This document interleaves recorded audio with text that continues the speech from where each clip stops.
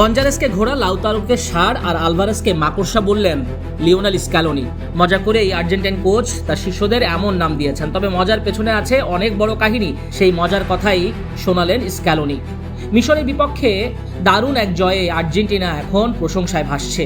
Match শেষে শিষ্য Nicolas গঞ্জালেজের ক্লান্তিহীন দৌড় আর শক্তির প্রশংসা করতে গিয়ে তাকে কাবায়ো, স্প্যানিশ শব্দ যার অর্থ ঘোড়া, বলে ডেকেছেন কোচ স্ক্যালোনি। কোচের দেওয়া এই নতুন উপাধি পেয়ে খোদ গঞ্জালেসও মেতেছেন রসিকতায়। মিশরকে হারানোর পর এক লাইভ স্ট্রিমিংয়ে এসে কোচের দেওয়া এই নতুন উপাধি নিয়ে হাসিতে ভেঙে পড়েন গঞ্জালেস। জয়া স্যানিটারি ন্যাপকিনে 40 টাকা সাশ্রয়, এখন মাত্র 160 টাকা।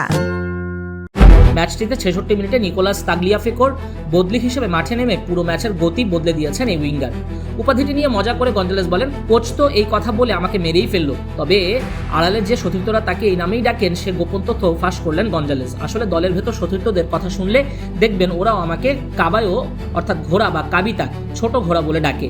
আমার অবশ্য কাবিতা নামটা শুনতে বেশিই ভালো লাগে, একটু মিষ্টিও শোনায়। দলে লাউতারো মার্টিনেজের নাম এলতেরো, ষাঁড়, আর হুলিয়ান আলভারেজের নাম লা আরানিয়া অর্থাৎ মাকড়সা।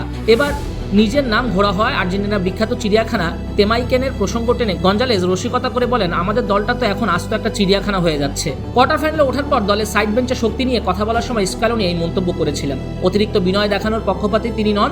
বলেন, আপনার বেঞ্চে যদি লাউতারো মার্টিনেজের মতো খেলোয়াড় থাকে কিংবা নিকো গঞ্জালেজের মতো ঘোড়া থাকে, যে মাঠে ঘোড়ার মতো দৌড়াতে পারে এবং বক্সে পৌঁছে যায়, তখন কোচের কাজটা সহজ হয়ে যায়। আপনি জাদুকর হতে পারেন, তবে আসল কথা হলো আপনার দলে এমন মানের খেলোয়াড় থাকতে হবে।